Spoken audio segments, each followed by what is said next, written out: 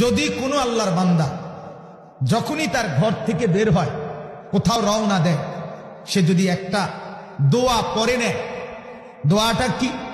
বিসমিল্লাহি তাওয়াক্কালতু আলাল্লাহ লা হাওলা ওয়ালা কুওয়াতা ইল্লা বিল্লাহ। এই আল্লাহর উপরে তাওয়াক্কালতু, আল্লাহর উপরে তাওয়াক্কুল করে বের হলাম। নবীজি বলেন সাথে সাথে আল্লাহর ফেরেশতা ওই ব্যক্তিকে 4টা পুরস্কারের ঘোষণা দিয়ে দেন। কি পুরস্কার? এক, আল্লাহ নবী সাল্লাল্লাহু আলাইহি সাল্লাম বলেন, ফেরেশতা বলে দেয় হুদিতা, এক, তুমি এই দোয়ার বরকতে, আল্লাহর উপরে তাওয়াক্কুলের বরকতে সঠিক পথ পেয়ে গেলা। ওয়া কুফিতা, আল্লাহ তোমার জন্য যথেষ্ট হয়ে গেলেন। ওয়া ওয়াকিতা, সমস্ত বিপদ থেকে বেঁচে গেলা। ওয়া তানাহা আনহু শাইতান, শয়তান দূরে সরে গেল।